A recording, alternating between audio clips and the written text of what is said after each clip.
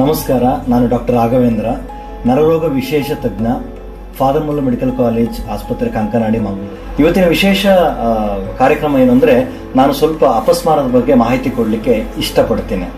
ಕಾರಣ ಏನಂದ್ರೆ, ಈಗಲೂ ಕೂಡ ಈ ಅಪಸ್ಮಾರವನ್ನು ಒಂದು ಅಭಿಶಾಪ, ದೇವರು ಕೊಟ್ಟ ಶಾಪ ಅಂತ ಹೇಳಿ ಈಗಲೂ ಅದ್ರ ಮೇಲೆ ಸ್ಟಿಗ್ಮಾ, ಈಗ ಯಾರಿಗೂ ಹೇಳಬಾರ್ದು, ಈ ಕಾಯಿಲೆ ಬಗ್ಗೆ ಹೇಳಿದ್ರೆ ಮದುವೆ ಆಗಲ್ಲ, ಅಥವಾ ಜನ ಆಡ್ಕೊಳ್ತಾರೆ, ಅಥವಾ ಇವನಿಗೆ ದೇವರು ಶಾಪ ಕೊಟ್ಟಿದ್ದಾನೆ, ಇದು ಕರ್ಮ, ಈ ತರ ವಿಚಾರಗಳು ಬರ್ತಾ ಇರೋದ್ರಿಂದ ಈಗಲೂ ಅಷ್ಟೇ 21ನೇ ಶತಮಾನ ಆಗಿದ್ರು, ಇಷ್ಟೊಂದು ಸೈನ್ಸಲ್ಲಿ ಪ್ರಗತಿ ಕಂಡಿದ್ರು ಕೂಡ, ನಾವು ಚಿಕಿತ್ಸೆಯಲ್ಲಿ ತುಂಬಾ ಇಂಪ್ರೂವ್ಮೆಂಟ್ ಆಗಿದ್ರು ಕೂಡ ಜನ ಈಗಲೂ ಬರೋಕ್ಕೆ ತುಂಬಾ ಹಿಂದೇಟಾಗ್ತಾರೆ. ಅಷ್ಟೇ ಅಲ್ಲ, ಎಷ್ಟು ಲೇಟಾಗಿ ಬರ್ತಾರೆ ಅಂದ್ರೆ, ಅವರು ಬಿದ್ದು ಗಾಯಗಳನ್ನ ಮಾಡಿಕೊಂಡು ಎಷ್ಟೋ ವರ್ಷಗಳ ನಂತರ ಬರ್ತಾರೆ.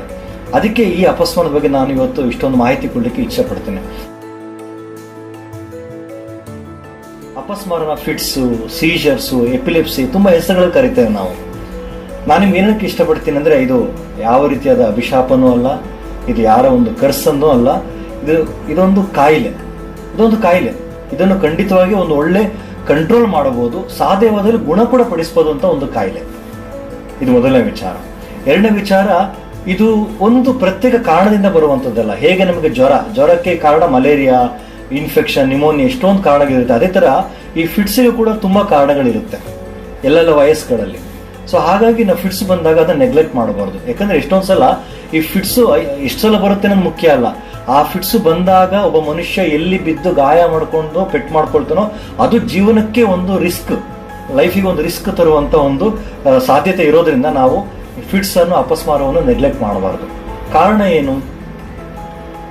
ಕಾರಣ ಇನ್ಫೆಕ್ಷನ್, ಬ್ರೈನ್ ಇನ್ಫೆಕ್ಷನ್ ಇಂದ ಅಪಸ್ಮಾರ ಬರಬಹುದು, ಅಥವಾ ಬ್ರೈನ್ ನಲ್ಲಿ ಹುಟ್ಟುವಾಗ ಒಂದು ಮಚ್ಚೆ ಅಂತ ಕರಿತೇವೆ, ಏನು ಡಿಸ್ಪ್ಲೇಸಿಯಾ, ಪಾಲಿಗೈರಿಯಾ, ಅದರಿಂದ ಆಗಿರ್ಬೋದು.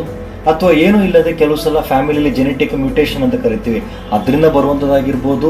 ವಯಸ್ಸಾಗ್ತಾ ಆಗ್ತಾ ಕೆಲವು ಸಲ ಅಲ್ಲಿ ಬ್ರೈನಲ್ಲಿ ಕ್ಲಾಟ್ ಆಗಿ, ಗಾಯ ಆಗಿ, ಸ್ಕಾರ್ ಆಗಿ, ಆ ಸ್ಕಾರಿಂದ ಫಿಟ್ಸ್ ಬರುವಂಥದ್ದಾಗಿರ್ಬೋದು. ಅಥವಾ ಸ್ಟ್ರೋಕ್ ಬಂದ ನಂತರ ಫಿಟ್ಸ್ ಬರ್ಬೋದು ಕೆಲವರಿಗೆ, ಅಥವಾ ಬಿದ್ದು ಪೆಟ್ಟಾಗಿ ಆಕ್ಸಿಡೆಂಟ್ ಆದ್ಮೇಲೆ ಕೆಲವು ಸಲ ವೈರಸ್ ಇನ್ಫೆಕ್ಷನ್ ಆಗಿ ಎನ್ಕೆಫಲೈಟಿಸ್ನ ಬರ್ಬೋದು, ಕೆಲವು ಸಲ ಟ್ಯುಬರ್ಕುಲೋಸಿಸ್, NCC, ಕ್ರಿಮಿ ಕೀಟಗಳಿಂದ ಬರ್ಬೋದು, ಕೆಲವು ಸಲ ಗೆಡ್ಡೆಗಳಿಂದ ಬರ್ಬೋದು. ಕೆಲವು ಸಲ ಮಕ್ಕಳಿಗೆ ಬರೀ ಜ್ವರ ಬಂದಾಗ ತಲೆಗೇರಿ ಫಿಟ್ಸ್ ಬರುವಂಥದ್ದು ಇರ್ಬೋದು.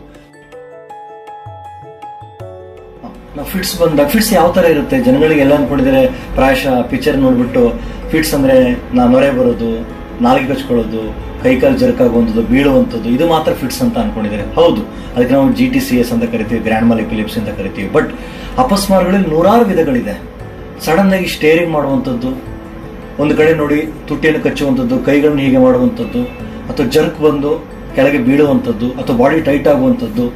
ಸೊ ಕೆಲವು ಸಲ ಕಂಪ್ಲೀಟ್ ಆಗಿ ಆಬ್ಸೆಂಟ್ ಆಗಿ ಡ್ರೀಮಿಂಗ್ ತರ ಮಾಡುವಂಥದ್ದು ಸ್ಕೂಲಲ್ಲಿ. ಸೊ ಈ ತರ ಇವೆಲ್ಲವೂ ಒಂದು ಅಪಸ್ಮಾರದ ಲಕ್ಷಣಗಳು. ಸೊ ಅಪಸ್ಮಾರ ಅಂದ್ರೆ ಖಾಲಿ ಬೀಳುವಂಥದ್ದು ಮಾತ್ರ ಅಪಸ್ಮಾರ ಅಲ್ಲ. ಇದು ಮೊದಲನೇ ವಿಚಾರ. ಇನ್ನು ಇದಕ್ಕೆ ಟ್ರೀಟ್ಮೆಂಟ್ ಏನು, ಇನ್ವೆಸ್ಟಿಗೇಷನ್ಸ್ ಏನು? ಹೌದು, ಇದನ್ನ ಯಾವುದೇ ರೀತಿ ನೆಗ್ಲೆಕ್ಟ್ ಮಾಡಬಾರ್ದು. ತಕ್ಷಣ ನರರೋಗ ವಿಶೇಷ ತಜ್ಞರಿಗೆ ಅಥವಾ ಫಿಸಿಷಿಯನ್ಗೆ ತೋರಿಸ್ಬೇಕು. ಕಾರಣ ಏನು ಅಂದ್ರೆ, ಇದಕ್ಕೆ ಬೇಕಾದ MRI ಸ್ಕ್ಯಾನ್, EG ನಾವು ಮಾಡಬೇಕು. EG ಮಾಡೋದ್ರಿಂದ ಕರೆಂಟ್ ಉತ್ಪತ್ತಿ ಎಷ್ಟಿದೆ ಬ್ರೈನ್ ಅಲ್ಲಿ, ಎಲ್ಲಿಂದ ಬರ್ತಾ ಉಂಟು ಅಂತ ಗೊತ್ತಾಗ್ತದೆ. ಅಷ್ಟೇ ಅಲ್ಲ, MRI ಸ್ಕ್ಯಾನ್ ಮಾಡೋದ್ರಿಂದ ತಲೆಯಲ್ಲಿ ಏನಾದರೂ ಮಚ್ಚೆ ಇದೆಯಾ, ಗೆಡ್ಡೆ ಇದೆಯಾ, ಇನ್ಫೆಕ್ಷನ್ ಇದೆಯಾ ಅನ್ನೂ ಕೂಡ ಗೊತ್ತಾಗ್ತದೆ. ಮತ್ತೆ ಟ್ರೀಟ್ಮೆಂಟ್ ಬಂದು ಈಗ ತುಂಬಾ ಇಂಪ್ರೂವ್ಮೆಂಟ್ ಆಗಿದೆ ಮಾತ್ರೆಗಳಲ್ಲಿ, ಒಳ್ಳೊಳ್ಳೆ ಮಾತ್ರೆಗಳು ಬಂದಿದೆ. ಪ್ರೆಗ್ನೆಂಟ್ ಲೇಡಿ ಆಗಿದ್ರು ಕೂಡ, ಲ್ಯಾಕ್ಟೇಷನ್ ಟೈಮಲ್ಲಿ ಮಗು ಹಾಲು ಕೊಡ್ತಾ ಇದ್ರು ಕೂಡ, ವಯಸ್ಸಾದರೂ ಕೂಡ, ಅಥವಾ ಬೇರೆ ಯಾವುದೇ ಕಾಯಿಲೆಗಳಿದ್ರು ಅದಕ್ಕೆ ಸಮರ್ಪಕವಾಗಿ ಯಾವುದೇ ರೀತಿಯಾದ ಸೈಡ್ ಎಫೆಕ್ಟ್ ಇಲ್ಲದೆ ಮ್ಯಾನೇಜ್ ಮಾಡುವಂತ ಮಾತ್ರೆಗಳು ಬಂದಿದೆ. ಸೊ ಒಳ್ಳೊಳ್ಳೆ ಇಂಪ್ರೂವ್ಮೆಂಟ್ ಕೂಡ ನಾವು ಕಂಡಿದ್ದೇವೆ. ಎಷ್ಟೊಂದು ಸಲ ನಾವು ಫಿಟ್ಸ್ನ ಕ್ಯೂರ್ ಸಹ ಮಾಡ್ಬೋದು.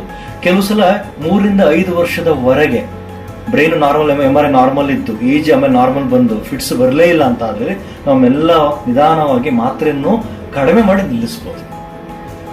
ಕೆಲವು ಸಲ ಕಡಿಮೆ ಮಾಡಕ್ ಆಗ್ಲಿಲ್ಲ ಅಂದ್ರೆ ಅಟ್ಲೀಸ್ಟ್ ಅದನ್ನ ಮೇಂಟೈನ್ ಮಾಡ್ಕೊಂಡು ಹೋಗ್ಬೋದು.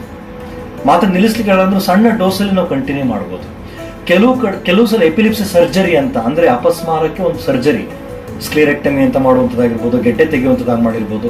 ಸೊ ಈ ತರ ಮಾಡಿದ್ರೆ ಫಿಟ್ಸ್ ತುಂಬಾ ಕಂಟ್ರೋಲಿಗೆ ಬರುತ್ತೆ. ಯಾಕೆ ನಾವು ಫಿಟ್ಸ್ನ ಕಂಟ್ರೋಲ್ ಮಾಡಬೇಕು ಅಂತ 2 ಇಂಪಾರ್ಟೆಂಟ್ ವಿಷಯ ಇದೆ. ಪದೇ ಪದೇ ಫಿಟ್ಸ್ ಬರೋದ್ರಿಂದ ಬ್ರೈನಿಗೆ ಹಾನಿ ಆಗ್ಬೋದು, ಫಿಟ್ಸ್ ಬರೋದ್ರಿಂದ ಬಿದ್ದು ಅದರಿಂದ ಹಾನಿ ಆಗ್ಬೋದು, ಅಥವಾ ನಾವು ಫಿಟ್ಸ್ ಕಂಟ್ರೋಲ್ ಮಾಡಲಿಲ್ಲ ಅಂದ್ರೆ ಆ ತರಂಗ ಉತ್ಪನ್ನ ಆಗುವಂಥ ಕೇಂದ್ರ ಅದು ರಿಫ್ರಾಕ್ಟರಿ ಆಗ್ತಾ ಹೋಗಿ ಇನ್ನೂ ಜಾಸ್ತಿ ಫಿಟ್ಸ್ ಬರ್ತಾ ಹೋಗ್ಬೋದು. ಅದಕ್ಕೋಸ್ಕರ ಸೊ ಫಿಟ್ಸ್ ಕಂಟ್ರೋಲ್ ಮಾಡಬೇಕು. ಇನ್ನೊಂದು ವಿಚಾರ ಏನಂದ್ರೆ ಫಿಟ್ಸ್ ಬಂದಾಗ ಬಿದ್ದು ಇಷ್ಟೊಂದು ಸಲ ನಮ್ಗೆ ಬೇಜಾರಾಗೋದ್ರೆ ಫಿಟ್ಸಿನ ಒಬ್ಬ ಮನುಷ್ಯನಿಗೆ ಪ್ರಾಣಹಾನಿ ಆಗದೆ ಇರ್ಬೋದು, ಆದ್ರೆ ಆ ಸಮಯದಲ್ಲಿ ಅವನು ಬಿದ್ದು ತಲೆಗೆ ಪೆಟ್ಟಾಗಿ ಬ್ಲೀಡಿಂಗ್ ಆಗಿ ಅನ್ಕಾನ್ಶಿಯಸ್ ಆಗಿ ಕೋಮಾಗಿ ಹೋಗಿ ಮಿಷನ್ಗೆ ಹೋಗಿ ಎಷ್ಟು ಜನ ಪ್ರಾಣ ತ್ಯಾಗ ಮಾಡಿದ್ದಾರೆ. ಅದಕ್ಕೆ ನಾನು ರಿಕ್ವೆಸ್ಟ್ ಮಾಡೋದೇನೆಂದ್ರೆ, ಈ ಜನಗಳಲ್ಲಿರುವ ಮೂಢನಂಬಿಕೆ ಏನು, ಈ ಫಿಟ್ಸ್ ಅಂದ್ರೆ ಜನ ಆಡ್ಕೊಳ್ತಾರೆ, ಇದೊಂದು ಶಾಪ, ಇದೊಂದು ಕರ್ಮ, ಇದೊಂದು ಅಪಸ್ಮಾರ ಅನ್ನೋದು ಅಭಿಶಾಪ, ಇದು ಹೇಳಬಾರ್ದು, ಮುಚ್ಚಿಡಬೇಕು ಮದುವೆ ಟೈಮಲ್ಲಿ, ಆ ಥರ ಏನೂ ಇಲ್ಲ. ಫಿಟ್ಸು ಬೇರೆ ಕಾಯಿಲೆ ಆಗಿ ಒಂದು ಕಾಯಿಲೆ, ಅದನ್ನು ಚೆನ್ನಾಗಿ ಮಾತ್ರೆಯಲ್ಲೇ ಕಂಟ್ರೋಲ್ ಮಾಡಬಹುದು. ಫಿಟ್ಸ್ 3 ರಿಂದ 5 ವರ್ಷ ಬರಲಿಲ್ಲ ಅಂದರೆ ಖಂಡಿತವಾಗಿಯೂ ಮಾತ್ರೆಯನ್ನು ಕಡಿಮೆ ಮಾಡಿ ನಿಲ್ಲಿಸ್ಬೋದು. ಕೆಲವು ಸಲ ಫಿಟ್ಸನ್ನು ಮಾತ್ರ ನಿಲ್ಲಿಸಿದ ಮೇಲೆ ಫಿಟ್ಸ್ ವಾಪಸ್ ಬಾರದೇ ಇರ್ಬೋದು. ಕೆಲವು ಸಲ ಆಪರೇಷನ್ ಮಾಡಿ ಫಿಟ್ಸಿನ ಮೂಲ ಕೇಂದ್ರ ಏನು ಟ್ಯೂಮರ್ ಆಗಿರ್ಬೋದು ಅಂತ ಒಂದು ಕಲೆ ಆಗಿರ್ಬೋದು ಅದನ್ನು ತೆಗಿಬೋದು. ಮಾತ್ರೆ ಪ್ರಮಾಣದಲ್ಲಿ ಭಾರಿ ನಾವು ಕಡಿಮೆ ಮಾಡ್ಬೋದು. ಸೊ ಈ ಥರ ಎಲ್ಲ ಒಳ್ಳೆಯ ಅವಕಾಶಗಳು ನಮಗಿದೆ. EEG MRI ಮಾಡಿಸ್ಲೇಬೇಕು, ಇದರಿಂದ ನಮಗೆ ಕ್ಲಿಯರ್ ಆಗಿ ಗೊತ್ತಾಗುತ್ತೆ ಏನು ತೊಂದರೆ ಅಂತ. ಮತ್ತೆ ನಾನು ನಿಮಗೇನು ಒಂದು ಸಜೆಷನ್ ಕೊಡ್ತೀನಿ ಅಂದರೆ, ದಯವಿಟ್ಟು ಫ್ಯಾಮಿಲಿಲಿ ಯಾರಿಗಾದ್ರೂ ಅಪಸ್ಮಾರ ಇದ್ರೆ ಅದನ್ನು ಮುಚ್ಚಿಡೋದು ಬೇಡ. ದಯವಿಟ್ಟು ಕೂಡಲೇ ನಿಮ್ಮ ಫ್ಯಾಮಿಲಿ ಡಾಕ್ಟ್ರು, ಫಿಸಿಷಿಯನ್ನು, ನರರೋಗ ವಿಶೇಷಜ್ಞರು ತೋರಿಸಿ ಅದಕ್ಕೆ ಎವ್ಯಾಲ್ಯೂಷನ್ನು, CT ಸ್ಕ್ಯಾನು, MRI, EEG ಸ್ಕ್ಯಾನನ್ನು ಮಾಡಿಸಿ, ಅಗತ್ಯವಿದ್ದರೆ ಒಳ್ಳೆಯ ಮಾತ್ರೆಯ ಕಾಂಬಿನೇಷನ್ ಇಲ್ಲಾಂದರೆ ಸಿಂಗಲ್ ಮಾತ್ರೆ ಕೊಟ್ಟು, ಅಗತ್ಯವಿದ್ದರೆ ಸಣ್ಣ ಆಪರೇಷನ್ ಬೇಕಾದರೆ ಅದನ್ನು ಕೂಡ ಮಾಡಿಸಿ, ನಮ್ಮ ಹಾಗೆ ಎಷ್ಟೊಂದು ಕ್ರೀಡಾಪಟುಗಳಾಗಿರ್ಬೋದು, ಸೈಂಟಿಸ್ಟ್ಗಳಾಗಿರ್ಬೋದು, ಅವರೆಲ್ಲರೂ ಅಪಸ್ಮಾರ ಇರುವಂಥವ್ರು ಏನೋ ಸಕ್ಸಸ್ ಆಗಿದ್ದಾರೆ. ಎಷ್ಟೋ ಸಲ ಬೇಜಾರಾಗುತ್ತೆ, ಶಾಲೆ ಕಳಿಸೋದಿಲ್ಲ ಅಪಸ್ಮಾರ ಅಂತ ಹೇಳಿ, ಒಳ್ಳೆ ವಿದ್ಯಾರ್ಥಿ ಆಗಿರ್ತಾರೆ. ಆ ಥರ ಏನೂ ಇಲ್ಲ, ವಿದ್ಯಾಭ್ಯಾಸ ಕಳಿಸ್ಬೋದು, ಸಕ್ಸಸ್ ಆಗ್ಬೋದು, ಮತ್ತು ಎಲ್ಲ ರೀತಿಯಾದ ಚಟುವಟಿಕೆಗಳು ಭಾಗವಹಿಸ್ಬೋದು. ಒಂದು ವಿಷಯ ಅಂದರೆ ಅಪಸ್ಮಾರ ಬಂದಾಗ ಸ್ವಲ್ಪ ಕೇರ್ಫುಲ್ ಆಗಿರಬೇಕು. ಏನು ಅಂದರೆ, ದಯವಿಟ್ಟು ಈ ಡ್ರಿಂಕ್ಸ್ ಅಂದರೆ ಮದ್ಯಪಾನ ಮತ್ತು ಅಪಸ್ಮಾರಕ್ಕೆ ಆಗಿ ಬರೋದಿಲ್ಲ, ಅದೊಂದು ನಾವು ಯೋಚನೆ ಮಾಡಬೇಕು. ಸ್ಟ್ರೆಸ್ ಮಾಡ್ಕೊಳ್ಬಾರ್ದು. ಮತ್ತು ಅಪಸ್ಮಾರ ಇರುವಂಥವ್ರು ನಿದ್ರೆ ಚೆನ್ನಾಗಿ ಮಾಡಬೇಕು. ನಿದ್ರೆ ಕಡಿಮೆ ಆದರೆ ಫಿಟ್ಸ್ ಬರೋ ಸಾಧ್ಯತೆ ಇರುತ್ತೆ. ತುಂಬ ಚಿಂತಾಕ್ರಾಂತರಾದರೆ ಫಿಟ್ಸ್ ಬರೋ ಸಾಧ್ಯತೆ ಇರುತ್ತೆ. ಮತ್ತು ಕೆಲವು ಸಲ TV, ಮೊಬೈಲು, ವಿಡಿಯೋ ಗೇಮು ಅಂತ ಗ್ಯಾಡ್ಜೆಟ್ಸ್ಗಳನ್ನ ಜಾಸ್ತಿ ನೋಡೋದ್ರಿಂದ ಫಿಟ್ಸ್ ಟ್ರಿಗರ್ ಆಗ್ಬೋದು. ಸೊ ಇದೆಲ್ಲ ವಿಚಾರ ನೆನ್ಪಿಟ್ಕೊಬೇಕು. ಸೊ ಒಳ್ಳೆಯ ನಿದ್ರೆ, ಒಳ್ಳೆಯ ಆಹಾರ, ಎಕ್ಸಸೈಸ್, ಫಿಟ್ನೆಸ್ಸು, ನಿಶ್ಚಿಂತೆಯಿಂದ ಇದ್ದು ಸಂತೋಷವಾಗಿ ಪ್ರಾಣಾಯಾಮ, ಮೆಡಿಟೇಷನ್, ಯೋಗ ಈ ಥರ ಎಲ್ಲ ವಿಚಾರಗಳನ್ನ ಮಾಡಿಕೊಂಡು, ಮತ್ತು ಉತ್ತಮ ಹವ್ಯಾಸ ಇಟ್ಕೊಂಡು, ಮತ್ತು ಯಾವುದೇ ಕಾರಣಕ್ಕೂ ಈ ಮದ್ಯಪಾನ ಅಂಥದ್ಕೆಲ್ಲ ಒಳಗಾಗದೆ ಈ ಥರ ಎಲ್ಲ ಮಾಡೋದ್ರಿಂದ ಫಿಟ್ಸಿಗೆ ಒಳ್ಳೆ ಕಂಟ್ರೋಲ್ ತರಬಹುದು. Thank you. ಅಪಸ್ಮಾರ ಎನ್ನುವುದು ಪುನರಾವರ್ತಿತ ಸೆಳೆತದಿಂದ ಗುರುತಿಸಲ್ಪಡುವ ನರಸಂಬಂಧಿತ ಸ್ಥಿತಿಯಾಗಿದೆ. ಯಾವುದೇ ವ್ಯಕ್ತಿ ಸೆಳೆತ ಹೊಂದಿರುವುದು ಕಂಡುಬಂದಲ್ಲಿ ಅದು ಎಚ್ಚರಿಕೆಯ ಸಂಕೇತವಾಗಿರುತ್ತದೆ. ಆದರೆ ಅವರ ಸುರಕ್ಷತೆಯನ್ನು ಖಚಿತಪಡಿಸಲು ಸರಿಯಾದ ಕ್ರಮ ತೆಗೆದುಕೊಳ್ಳುವುದು ಗಣನೀಯ ವ್ಯತ್ಯಾಸ ಉಂಟುಮಾಡುತ್ತದೆ. ಈ ವಿಡಿಯೋ ನಿಮಗೆ ಸನ್ನಿವೇಶವನ್ನು ಪರಿಣಾಮಕಾರಿಯಾಗಿ ಹೇಗೆ ನಿರ್ವಹಿಸಬೇಕೆಂದು ಮಾರ್ಗದರ್ಶನ ನೀಡುತ್ತದೆ. ಅಪಸ್ಮಾರದ ಆಕ್ರಮಣ ರೋಗಿ ಅನಿರೀಕ್ಷಿತ ಹಾಗೂ ಪುನರಾವರ್ತಿತವಾಗಿ ಅನಿಯಂತ್ರಿತವಾದ ತೂರಾಟದ ಚಲನೆ ಅನುಭವಿಸುವ ಸ್ಥಿತಿಯಾಗಿದೆ. ಇದು ಮೆದುಳಿನಲ್ಲಿ ವಿದ್ಯುತ್ ಅಡಚಣೆಯಿಂದ ಉಂಟಾಗುತ್ತದೆ. ವ್ಯಕ್ತಿಯನ್ನು ಹಾನಿಯಿಂದ ರಕ್ಷಿಸುವುದು ನಿಮ್ಮ ಆದ್ಯತೆಯಾಗಿರುತ್ತದೆ. ವ್ಯಕ್ತಿ ನಿಂತಿದ್ದರೆ ಅಥವಾ ಕುಳಿತಿದ್ದರೆ ಅವರನ್ನು ನೆಲದ ಮೇಲೆ ಮೆಲುವಾಗಿ ಮಲಗಿಸಬೇಕು. ಸೆಳೆತದ ಅವಧಿಯಲ್ಲಿ ಅವರಿಗೆ ಅಪಾಯ ಉಂಟುಮಾಡಬಹುದಾದ ಯಾವುದೇ ಗಟ್ಟಿಯಾದ ಅಥವಾ ಹರಿತವಾದ ವಸ್ತುಗಳಿದ್ದರೆ ಅದನ್ನು ತೆಗೆಯಬೇಕು. ವ್ಯಕ್ತಿಯನ್ನು ನೆಲದ ಮೇಲೆ ಮಲಗಿಸಿದ ನಂತರ ತಲೆ ನೆಲಕ್ಕೆ ಹೊಡೆಯದಂತೆ ರಕ್ಷಿಸಲು ಅವರ ತಲೆಯ ಅಡಿಯಲ್ಲಿ ತಲೆದಿಂಬು ಅಥವಾ ಮಡಚಿದ ಜಾಕೆಟ್ನಂತಹ ಮೃದು ಹಾಗೂ ಚಪ್ಪಟೆ ವಸ್ತುವನ್ನಿಡಬೇಕು. ಸೆಳೆತ ಹೆಚ್ಚಾದಂತೆ ಸಾಧ್ಯವಾದರೆ ವ್ಯಕ್ತಿಯನ್ನು ಮೆಲುವಾಗಿ ಬದಿಗೆ ತಿರುಗಿಸಬೇಕು. ಇದು ವಾಯುನಾಳ ಸ್ಪಷ್ಟವಾಗಲು ಮತ್ತು ಯಾವುದೇ ಜೊಲ್ಲು ಅಥವಾ ವಾಂತಿ ಸುಲಭವಾಗಿ ಹೊರಹೋಗಲು ಸಾಧ್ಯವಾಗುತ್ತದೆ. ಸೆಳೆತದ ಸಮಯವನ್ನು ದಾಖಲಿಸುವುದು ಮುಖ್ಯ. ಅದು ಯಾವಾಗ ಆರಂಭವಾಯಿತು ಮತ್ತು ಎಷ್ಟು ಸಮಯ ಇತ್ತು ಎನ್ನುವುದನ್ನು ಬರೆದುಕೊಳ್ಳಬೇಕು.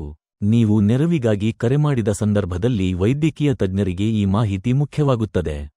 ನೀವು ಸೆಳೆತದ ಅವಧಿಯಲ್ಲಿ ಎಂದಿಗೂ ಮಾಡಬಾರದಂತಹ ಕೆಲವು ಪ್ರಮುಖ ಅಂಶಗಳಿವೆ. ವ್ಯಕ್ತಿಯ ಬಾಯಿಗೆ ಏನನ್ನೂ ನೀಡಬಾರದು. ಹಳೆಯ ನಂಬಿಕೆಗಳಿಗೆ ವ್ಯತಿರಿಕ್ತವಾಗಿ ಇದು ಅವರ ಹಲ್ಲು ಅಥವಾ ದವಡೆಗೆ ಹಾನಿ ಉಂಟುಮಾಡಬಹುದು ಮತ್ತು ವಾಯುನಾಳವನ್ನು ನಿರ್ಬಂಧಿಸಬಹುದು. ಜೊತೆಗೆ ಅವರ ಚಲನೆಯನ್ನು ನಿರ್ಬಂಧಿಸಲು ಪ್ರಯತ್ನಿಸಬೇಡಿ. ಸೆಳೆತ ತಾನಾಗಿಯೇ ಕೊನೆಯಾಗಲು ಬಿಡಿ, ಆದರೆ ಅಪಾಯಗಳಿಂದ ಅವರನ್ನು ಮೃದುವಾಗಿ ದೂರ ಬರಲು ಮಾರ್ಗದರ್ಶನ ನೀಡಿ. ವ್ಯಕ್ತಿ ಸಂಪೂರ್ಣ ಚೇತರಿಸಿಕೊಳ್ಳುವವರೆಗೆ ಯಾವುದೇ ಆಹಾರ ಹಾಗೂ ಪೇಯ ನೀಡಬೇಡಿ. ಸೆಳೆತ ನಿಲ್ಲುವವರೆಗೆ ಹಾಗೂ ಸಂಪೂರ್ಣ ಜ್ಞಾನ ಬರುವವರೆಗೆ ವ್ಯಕ್ತಿಯೊಂದಿಗಿರಿ, ಏಕೆಂದರೆ ನಂತರದಲ್ಲಿ ಅವರಿಗೆ ಗೊಂದಲ ಅಥವಾ ಮಂಪರು ಉಂಟಾಗಬಹುದು. ಶಾಂತವಾಗಿ ಅವರೊಂದಿಗೆ ಮಾತನಾಡಿ ಮತ್ತು ಭರವಸೆ ನೀಡಿ. ತುರ್ತು ವೈದ್ಯಕೀಯ ನೆರವಿಗೆ ಯಾವಾಗ ಕರೆ ಮಾಡಬೇಕೆಂದು ತಿಳಿದಿರುವುದು ಅಗತ್ಯ. ಸೆಳೆತ 5 ನಿಮಿಷಗಳಿಗಿಂತ ಹೆಚ್ಚಿನ ಸಮಯ ಇದ್ದರೆ, ವ್ಯಕ್ತಿಗೆ ಮಧ್ಯದಲ್ಲಿ ಎಚ್ಚರವಿಲ್ಲದೆ ಪದೇ ಪದೇ ಸೆಳೆತ ಉಂಟಾಗುತ್ತಿದ್ದರೆ, ಸೆಳೆತದಿಂದ ಅವರಿಗೆ ಹಾನಿಯಾದರೆ, ನಂತರದಲ್ಲಿ ಅವರಿಗೆ ಉಸಿರಾಡಲು ಕಷ್ಟವಾದರೆ, ಅಥವಾ ಅದು ಅವರಿಗೆ ತಿಳಿದಂತೆ ಮೊದಲ ಬಾರಿ ಸೆಳೆತವಾದರೆ ಕೂಡಲೇ ವೈದ್ಯಕೀಯ ನೆರವು ಪಡೆಯಿರಿ. ಈ ಸರಳ ಹಂತಗಳನ್ನು ಅರ್ಥಮಾಡಿಕೊಳ್ಳುವ ಮೂಲಕ ನೀವು ಅಪಸ್ಮಾರದ ಸೆಳೆತಕ್ಕೆ ಒಳಗಾಗುವ ವ್ಯಕ್ತಿಗೆ ಪ್ರಮುಖ ನೆರವು ನೀಡಬಹುದು. ಮಾಹಿತಿಯುಕ್ತವಾಗಿರಿ ಮತ್ತು ಶಾಂತವಾಗಿದ್ದು, ಸೂಕ್ತ ಕ್ರಮ ತೆಗೆದುಕೊಳ್ಳುವ ಮೂಲಕ ನಿಜವಾದ ವ್ಯತ್ಯಾಸ ಉಂಟುಮಾಡಿ.